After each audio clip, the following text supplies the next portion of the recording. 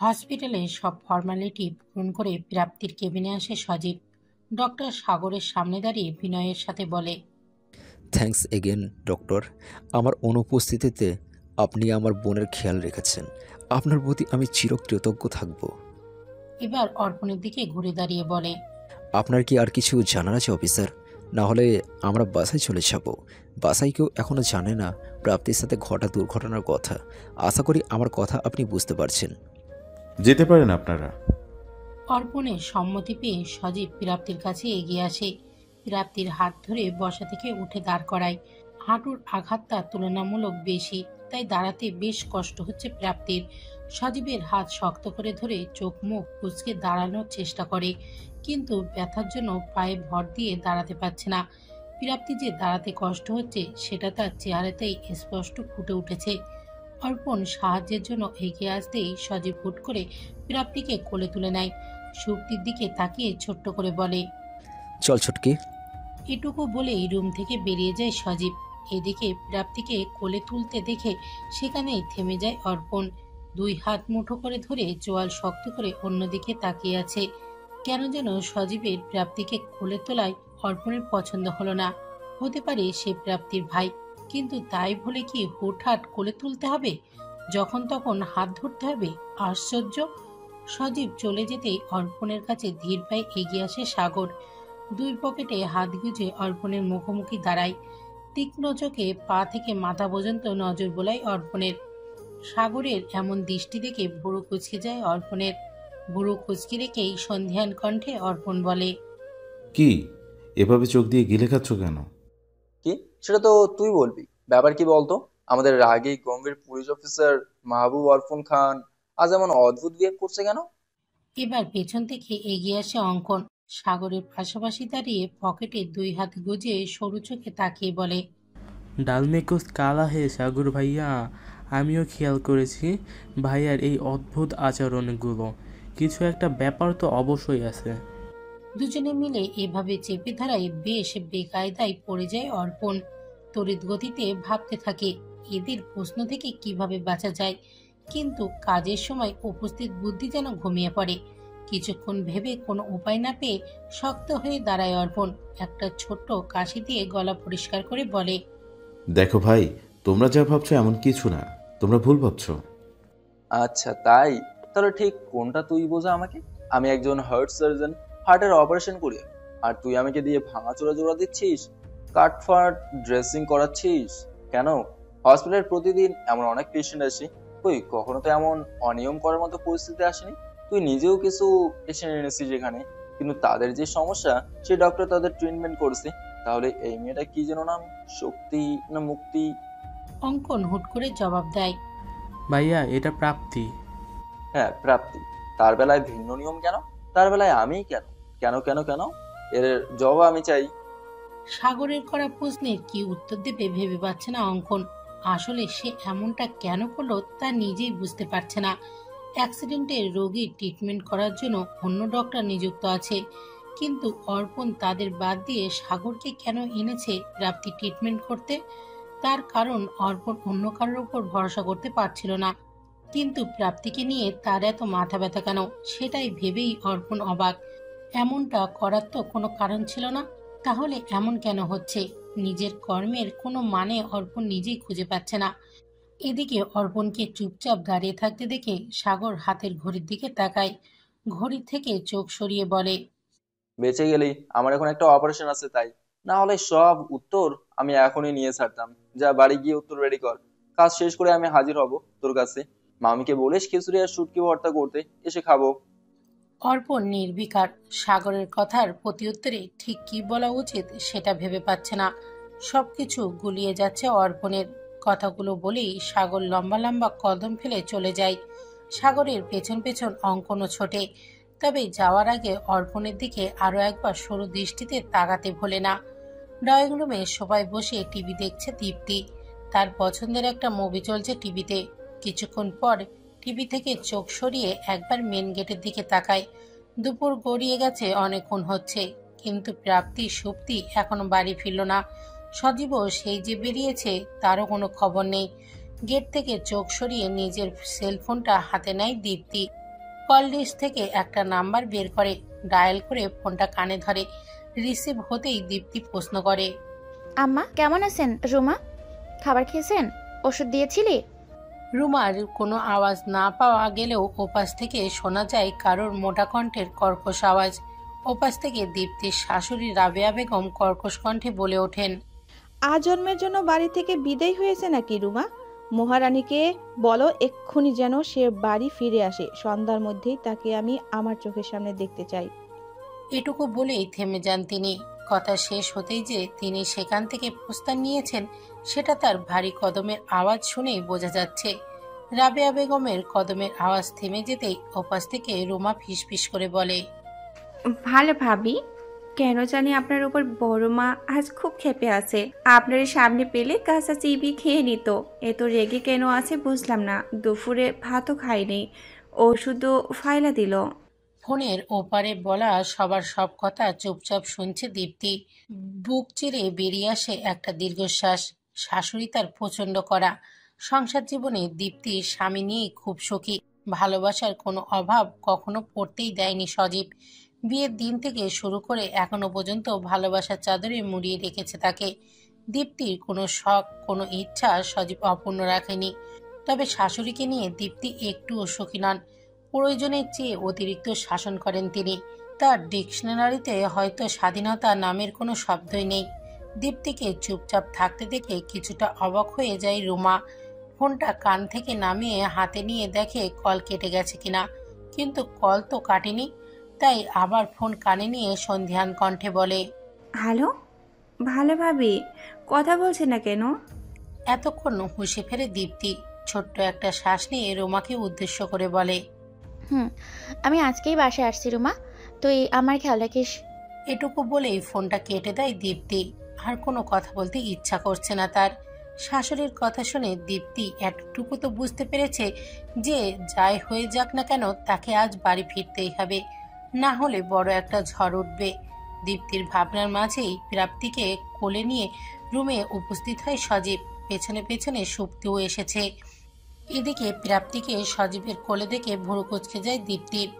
ভালো করে খেয়াল করতেই প্রাপ্তির শরীরে বিভিন্ন জায়গায় ব্যান্ডেজ চোখে পড়ে। এটা দেখে বিচলিত হয়ে পড়ে দীপ্তি। আহাজারি কণ্ঠে বলে ওঠে, কি হয়েছে প্রাপ্তির? এত ব্যান্ডেজ করা কেন শরীরে? আর এত রক্ত? তুমি কিছু বলছো না কেন সজীব? কি হয়েছে আমার বোনের? দীপ্তির চিৎকার চেঁচামেচি শুনে বাসার সবাই সেখানে উপস্থিত হয়। মারুফ সাহেব মেয়ের অবস্থা থেকে তড়িঘড়ি করে এগিয়ে আসেন। সাথে আসেন দিলারা বেগম।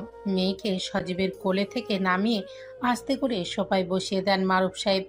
দিলারা বেগম পাশে বসে এক হাতে মেয়েকে আগলে নেন।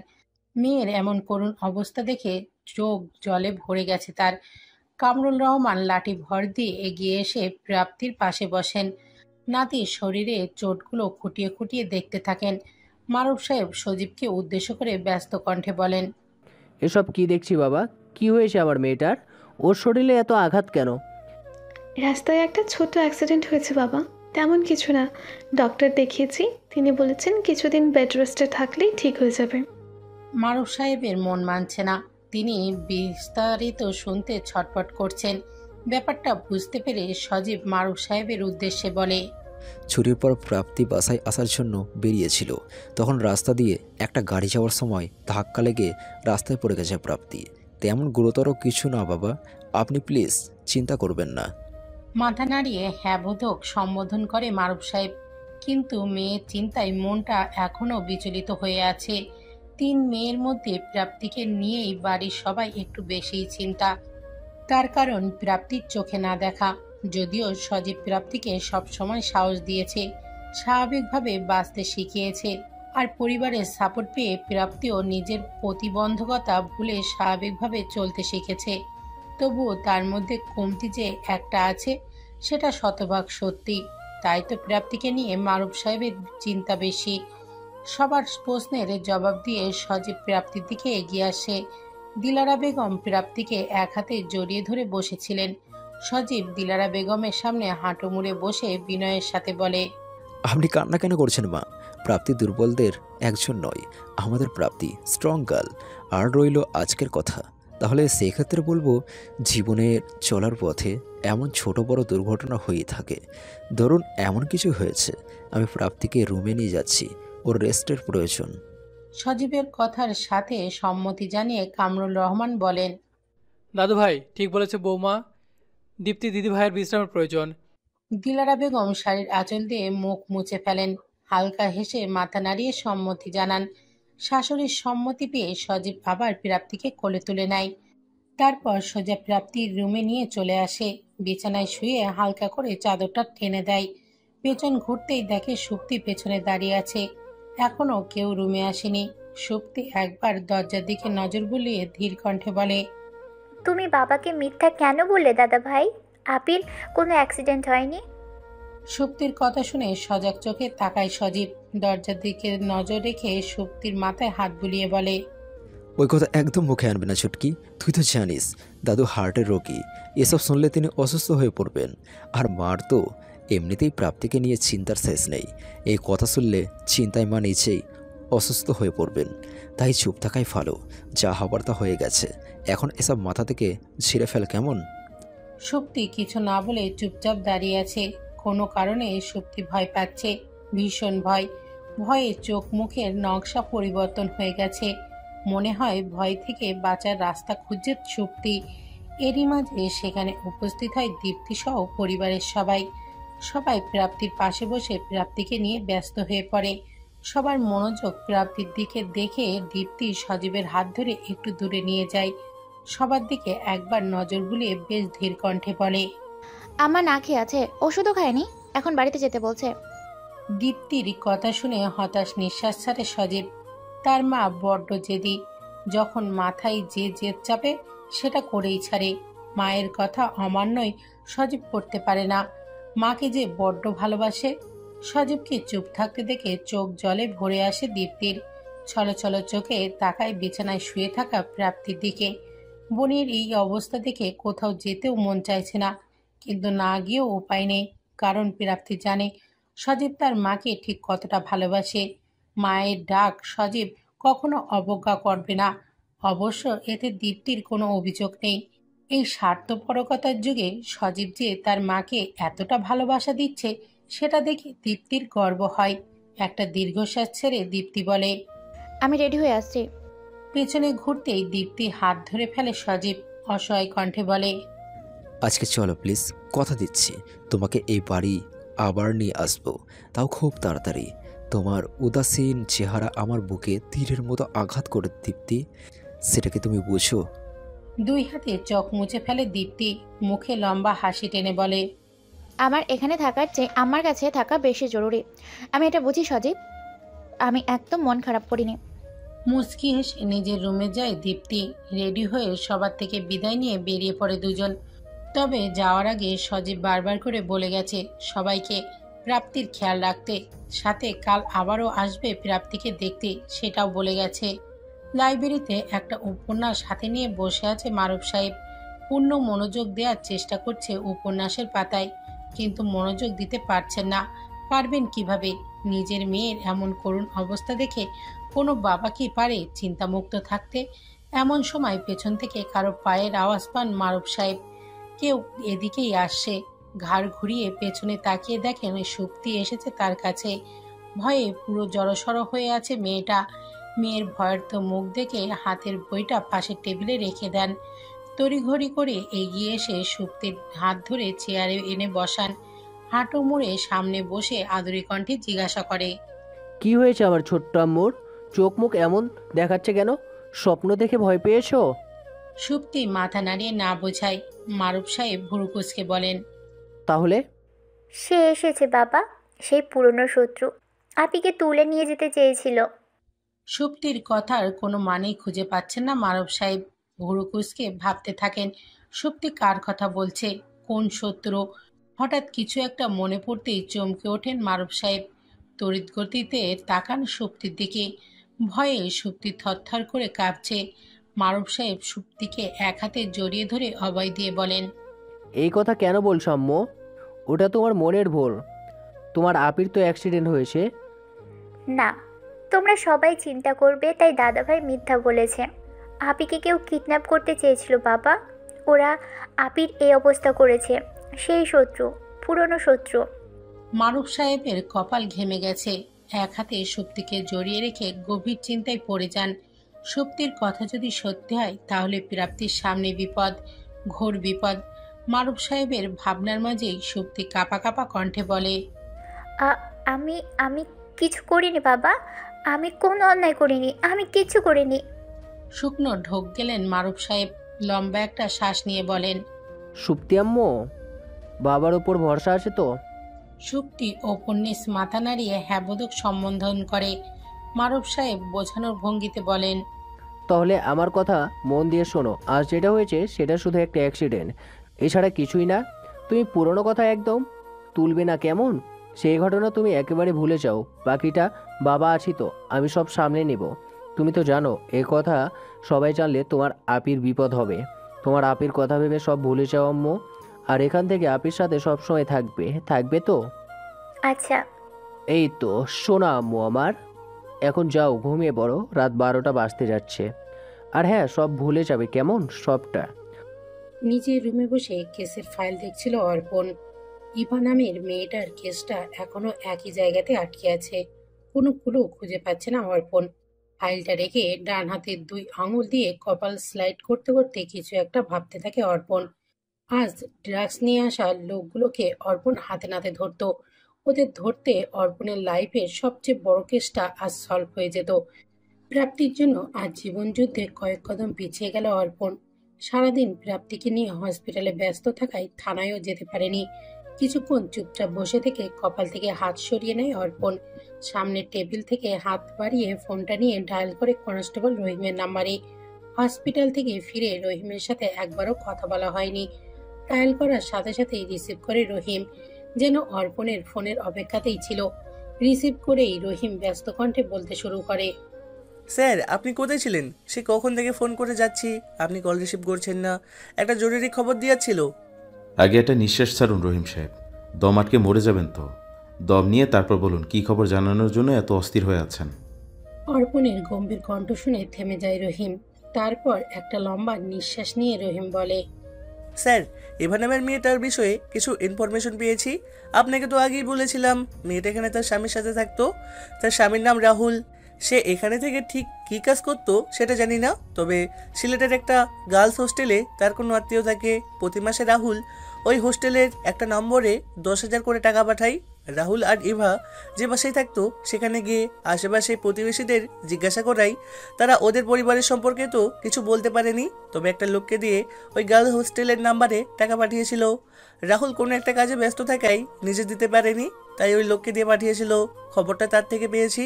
এখন প্রশ্ন হচ্ছে রাহুল কার কাছে টাকা পাঠাতো? রহিমের কথা মনোযোগ দিয়ে শুনছিল অর্পণ, যেন এই মুহূর্তে কথাগুলো শোনাই সবচেয়ে জরুরি। রহিম কথা শেষ করতেই অর্পণ বলে, সেটাও জেনে যাব যে কার কাছে টাকা পাঠাতো। কাল সকালে আমরা সিলেটের উদ্দেশ্যে বের হচ্ছি রহিম সাহেব, প্রস্তুতি নিয়ে তারপর থানায় আসবেন। জি স্যার। কথা শেষ হতেই কল কেটে আধশোয়া হয়ে বসে অর্পণ। ফোনটা হাতে নিয়ে কিছু একটা ভাবতে থাকে। ভাবনা শেষ হতেই ফোনের লক খুলে ফেসবুক আইডিতে লগ ইন করে। কিছুক্ষণ ফেসবুক স্ক্রল করে চলতে থাকা হাত থামিয়ে দেয় অর্পণ। তারপর কিছু একটা ভেবে প্রাপ্তি বিনতে রহমান লিখে সার্চ দেয়। সার্চ করার সাথে সাথে প্রাপ্তির আইডি সবার আগে চলে আসে। প্রোফাইলে প্রাপ্তির কালো শাড়ি পরা একটা ছবি আছে। ছবিটা দেখে মনে হচ্ছে বেশ কয়েক বছর আগের। ছবিটাতে প্রাপ্তির চেহারা একটা বাচ্চা বাচ্চা ভাব ফুটে উঠেছে। কিছুক্ষণ প্রাপ্তির ছবির দিকে তাকিয়ে থেকে অর্পণ আইডি দিয়ে ঢুকে দেখতে থাকে। আইডি স্ক্রল করতে কিছুটা আশ্চর্য হয়ে যায় অর্পণ। একটা বিষয় অর্পণের কাছে খুবই অদ্ভুত লাগে। বিগত 5 বছরে মাত্র 4টে পোস্ট করেছে প্রাপ্তি, তাও প্রাপ্তির খালি গলায় গাওয়া গানের রেকর্ড সেগুলো। অর্পণ গানগুলো শুনতে থাকে। প্রাপ্তির গানের গলায় প্রথম বেখেয়ালি হয়ে গেছিল অর্পণ, আজও তাই হচ্ছে। মুচকি হাসে অর্পণ, নিজের ভাবনা দেখে নিজেই হাসি পাচ্ছে। তবে প্রাপ্তির আইডিতে এত গানের রেকর্ড পোস্ট করা দেখে এটুকু বোঝা যাচ্ছে যে প্রাপ্তি গান গাইতে অনেক পছন্দ করে। কিন্তু একটা বিষয় অর্পণের কৌতূহল যেন কমছে না, কেন যেন হিসাব মেলাতে পারছে না। প্রাপ্তির গত 5 বছরে তার আইডিতে মাত্র 4টে পোস্ট করেছে, কিন্তু 5 বছর আগে যে আইডিতে যথেষ্ট অ্যাক্টিভ ছিল। আইডিতে প্রতিদিন প্রায় 4 থেকে 5টা করে পোস্ট হতো। কিন্তু কেন? প্রাপ্তি যদি জন্ম থেকে অন্ধ হয় তাহলে শুরুতে এতটা অ্যাক্টিভ থাকতো কিভাবে? আর 5 বছর আগে এমন কি হয়েছিল যার জন্য সে সোশ্যাল মিডিয়া থেকে নিজেকে দূরে সরিয়ে নিয়েছে? বিষয়টা অর্পণের মাথায় জট পাকিয়ে যাচ্ছে। প্রাপ্তি যেহেতু অন্ধ, সেক্ষেত্রে তার সোশ্যাল মিডিয়াতে অ্যাক্টিভ না থাকাই স্বাভাবিক, কারণ সে তো কিছু দেখতে পারে না। সেই হিসেবে যদি গত 5 বছরের অ্যাক্টিভ স্বাভাবিক হয়, তাহলে 5 বছর আগের অ্যাক্টিভিটি স্বাভাবিক নয়। সবকিছু গুলিয়ে যাচ্ছে অর্পণের। এর পেছনে কি কোনো রহস্য আছে? কিন্তু কি প্রাপ্তি কি তবে জন্ম থেকে অন্ধ নয়? যদি তাই হয়ে থাকবে, তাহলে সে দৃষ্টিশক্তি হারালো কি করে? সকালে ডাইনিং টেবিলে খাবার সাজাচ্ছে দীপ্তি। রান্নাঘর থেকে খাবারের বাটি এনে দিচ্ছে রুমা, আর দীপ্তি সেগুলো সাজিয়ে রাখছে। কাজের ফাঁকে ফাঁকে একবার করে তাকাচ্ছে শাশুড়ির রুমের দিকে। কাল বাসায় ফেরার পথে জ্যামে আটকে গিয়েছিল সজীব আর দীপ্তি। এ কারণে বাসায় ফিরতে সন্ধ্যা গড়িয়ে রাত হয়ে গিয়েছিল। বাসায় এসে দেখে শাশুড়ি ঘুমিয়ে পড়েছে। সেই থেকেই ভয়ে ভয়ে আছে দীপ্তি। কালকেই শাশুড়ির সাথে দেখা হলে আর সমস্যা থাকতো না, কিন্তু তার দেয়া সময়ের মধ্যে আসতে না পারায় ভয়টা মনে জেঁকে বসেছে। কে জানে এখন দেখা মাত্রই কি তাণ্ডব শুরু করে। এরই মাঝে সজীব নিচে নেমে আসে। অফিসে যাওয়ার জন্য একেবারেই তৈরি হয়ে নিচে এসেছে। সজীব চেয়ার টেনে বসে, তার মায়ের জন্য অপেক্ষা করতে থাকে। কিছুক্ষণের মধ্যেই সেখানে উপস্থিত হয় রাবেয়া বেগম। টেবিলের কাছে সেই দীপ্তিকে দেখে মুখ ঘুরিয়ে কয়েক সেকেন্ডের জন্য থেমে যান। স্থির হয়ে তাকিয়ে থাকেন। দীপ্তি আর সজীব যে চলে এসেছে সেটা তিনি জানতেন না, তাই সকাল সকাল ঘুমতে উঠেই দীপ্তির মুখ দেখবেন সেটা আশা করেননি। কয়েক সেকেন্ড ওভাবে তাকিয়ে থেকে উল্টো ঘুরে রুমের দিকে হাঁটা দেন। শাশুড়িকে যেতে দেখে পেছন থেকে দীপ্তি বলে ওঠে, নাস্তা করে যান আম্মা, খাবার রেডি। রাবেয়া বেগম পেছনে ঘুরে কটমট চোখে তাকায় দীপ্তির দিকে। কর্কশ গলায় বলে, খেতেই তো এখানে এসেছিলাম, কিন্তু তোমার মুখ দেখে খাওয়ার ইচ্ছা মরে গেছে। এভাবে কেন বলছেন আম্মা? কি করেছি আমি? দীপ্তির এই কথাটা যেন আগুনে ঘি ঢালার মতো কাজ করলো। রাবেয়া বেগম রেগে আগুন হয়ে চেঁচিয়ে উঠলেন। রাগে ফুঁসে উঠে বললেন, কি করছো জানো না তুমি? কি করনি সেটা বলো। বাবার বাড়ি গিয়ে মেয়েরা কয়দিন থাকে শুনি? আজন্মকালের জন্য গিয়েছিলে নাকি? আমাকে কেন আসার কথা বলতে হলো? তুমি এ বাড়ির বউ, তোমার কোনো দায়িত্ববোধ নেই? সময় মতো কেন বাড়ি ফিরোনি তুমি? শ্বশুরবাড়ির কথার কোনো দাম নেই তোমার কাছে? কোন কুক্ষণে যে তোমার মতো অপয়া একটা মেয়েকে ছেলের বউ করে এনেছিলাম কে জানে? এই কাজের জন্য আফসোস করতে হচ্ছে আমাকে। ঝাঁঝালো কণ্ঠে কথাগুলো বলেই নিজের রুমে চলে যান রাবেয়া বেগম। দীপ্তির চোখ ছলছল করছে। বিয়ের এত বছর পরেও সে শাশুড়ির মন জয় করতে পারল না। শত চেষ্টা করেও সব বৃথা গেছে। রাবেয়া বেগমের তীক্ষ্ণ কথা দীপ্তির মনকে বিষিয়ে দিচ্ছে। কান্না চেপে রাখতে না পেরে দৌড়ে চলে যায় দীপ্তি নিজের ঘরে। ডান হাতের 2 আঙুল দিয়ে মাথা চেপে বসে আছে সজীব। স্ত্রী আর মায়ের দ্বন্দ্বে নিজেকে বড্ড অসহায় লাগে সজীবের। কার পক্ষ নেবে আর কাকে কষ্ট দেবে সেটা ভেবে মাথা কাজ করে না। একজন তার ভালোবাসা, হৃদয়ের রানী, তার প্রিয়তমা স্ত্রী, আর অন্যজন তার জীবন, তার পৃথিবী, তার সবচেয়ে প্রিয় মা। আপনজনেদের এই দ্বন্দ্বে অসহায় সজীব দিশেহারা বোধ করছে। বোঝাতেই পারছে না যে কিভাবে সবকিছু ঠিক করবে। একটা দীর্ঘশ্বাস ছেড়ে উঠে দাঁড়ায় সজীব। পাশে দাঁড়ানো রুমার দিকে একবার তাকায়। মেয়েটা ভয়ে কাচুমাচু হয়ে দাঁড়িয়ে আছে। সজীব তাকাতেই চোখে চোখ পড়ে যায় রুমার সাথে। ইতস্তত করে রুমা বলে, এ ভাইজান, ভালোভাবে তো কোনো দোষই করি নাই। আমি জানি রোমা, তোর ভালোভাবের দোষ নেই। এখানে সব দোষ আমার। নিজের পরিবারকে সুন্দরভাবে পরিচালনা করতে আমি ব্যর্থ। আপনি মন খারাপ করেন না ভাইজান, আপনি একবার বলেন, বড় মা আপনার কথা ঠিকই শুনবো। দেখছি। ছোট করে একটা জবাব দিয়ে মায়ের ঘরের দিকে এগিয়ে যায় সজীব। মাকে যে তার যে করেই হোক মানাতেই হবে। যেভাবে এতগুলো বছর মানিয়ে আসছে, তার পরিবারকে সে ভাঙতে দেবে না, কখনোই না। মায়ের ঘরে ঢুকে দেখে রাবেয়া বেগম জানালার কাছে চেয়ারে গা এলিয়ে দিয়ে বসে আছে। চোখ দুটো তার বন্ধ, কোনো কথা বলছেন না তিনি। সজীব ধীর পায়ে তার মায়ের কাছে এগিয়ে যায়। নিঃশব্দে হাঁটু মুড়ে বসে মায়ের দুপা জড়িয়ে ধরে। পায়ের উপর কারোর অস্তিত্ব অনুভব করতেই চোখ মেলে তাকান রাবেয়া বেগম। তাকিয়ে দেখেন সজীব তার দুপা জড়িয়ে ধরে কোলে মাথা দিয়ে শুয়ে আছে। রাবেয়া বেগম স্বাভাবিক কণ্ঠে বলেন, এখন আমার কাছে কি চাই? তোর কাছে তো বউ আর তোর বাবা মা বেশি জরুরি, তাহলে আমার কাছে কেন এসেছিস? মায়ের কথা শুনে মাথা তুলে তাকায় সজীব। মুচকি হেসে মায়ের একটা হাত মুঠোয় করে নিয়ে বলে, কারণ তারা আমার বউয়ের বাবা মা, আর আপনি আমার মা, আমার বাবা। আমার মা শুধু আপনি। আপনি আমার পৃথিবী আম্মা। তাহলে আমি কার কাছে যাব? তাহলে বউয়ের বাবা মায়ের কাছে কেন গিয়েছিলি? আম্মা, আপনি যেমন আমার পরিবার ঠিক তেমন তারা তো দীপ্তির পরিবার। আমি কি করে দীপ্তিকে ওর পরিবারের থেকে দূরে রাখি? এতে যে আমার পাপ লাগবে আম্মা। রাবেয়া বেগম চুপ হয়ে যান, আর কোনো কথাই বলেন না। কারণ তিনি জানেন তার ছেলের কাছে দীপ্তি বা তার পরিবারের বিষয়ে কিছু বলেও লাভ নেই। ছেলে যে তার বিয়ের পর তাদের হয়ে গেছে, তাই ওকে এসব বিষয়ে কিছু বলা বেকার। মাকে চুপ থাকতে দেখে সজীব ধীর কণ্ঠে বলে, আপনার কোনো কথার অবাধ্য কখনো হয়েছে আম্মা?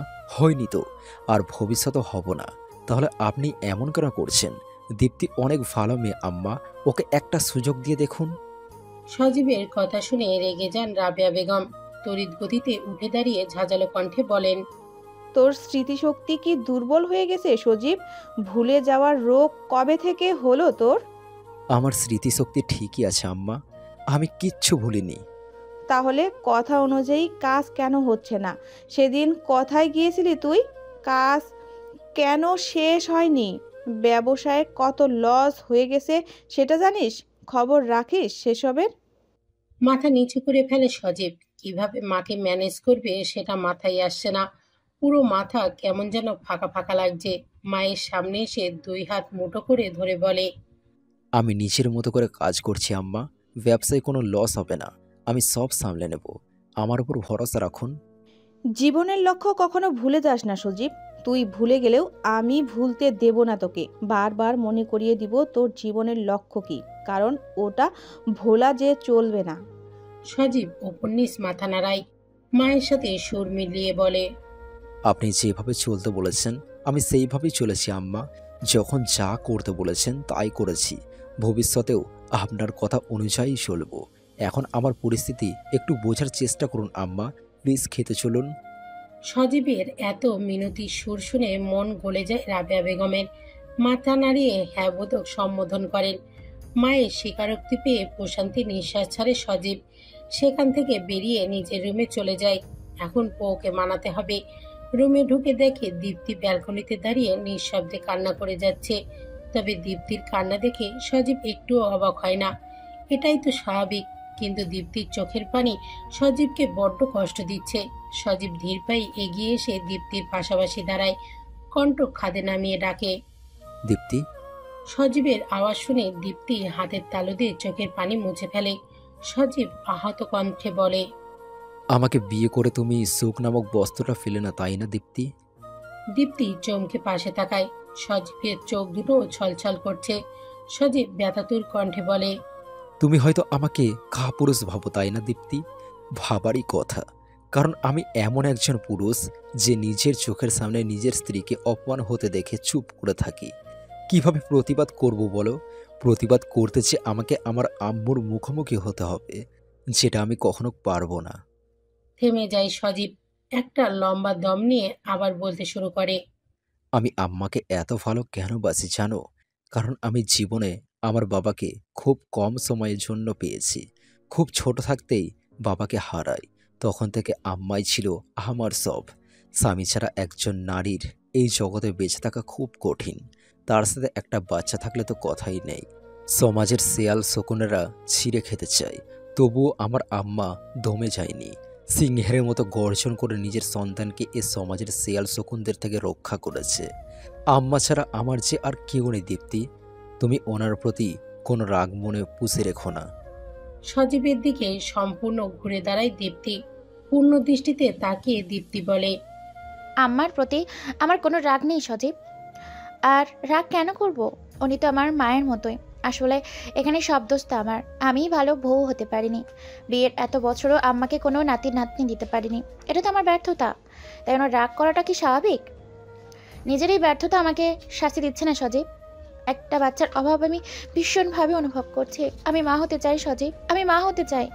তুমি দেখো, আমার কোলে একটা নাতি দিতে পারলে আম্মা আমার প্রতি আর রেগে থাকবেন না। চেষ্টা তো করছি দীপ্তি, ভাগ্যে থাকলে নিশ্চয়ই হবে। আমি এত কিছু বুঝি না, আমার বাচ্চা চাই ব্যাস। তুমি ডাক্তারের সাথে আজই যোগাযোগ করো। ট্রিটমেন্ট তো চলছে দীপ্তি, সামনের সপ্তাহে আবার ডক্টরের কাছে যাওয়ার ডেট আছে। ভাগ্যে থাকলে নিশ্চয়ই হবে। তুমি এসব নিয়ে একদম মন খারাপ করো না, আর বাচ্চা না হওয়ার জন্য নিজেকে একদম দোষারোপ করবে না। ওদের কথার মাঝেই রাবেয়া বেগমের উচ্চস্বরের গলার আওয়াজ শোনা যায়। তিনি দীপ্তিকে উদ্দেশ্য করে উচ্চ কণ্ঠে বলেন, বৌমা কোথায় গেলে? এখন আমাকে না খাইয়ে রাখবে নাকি? শাশুড়ির গলা শুনে মুচকি হেসে সজীবের দিকে তাকায় দীপ্তি। তার শাশুড়িকে যে সজীব মানিয়ে ফেলেছে সেটা বুঝতে আর দীপ্তির বাকি নেই। সজীবের দিকে তাকিয়ে একটা হাসি দিয়ে দৌড়ে নিচে নেমে যায়। দীপ্তি যাওয়ার দিকে এক নজর কিছুক্ষণ তাকিয়ে থাকে সজীব। আপন মনে বিড়বিড় করে বলে, সরি দীপ্তি, আমাকে ক্ষমা করে দাও। আমি যে নিরুপায়।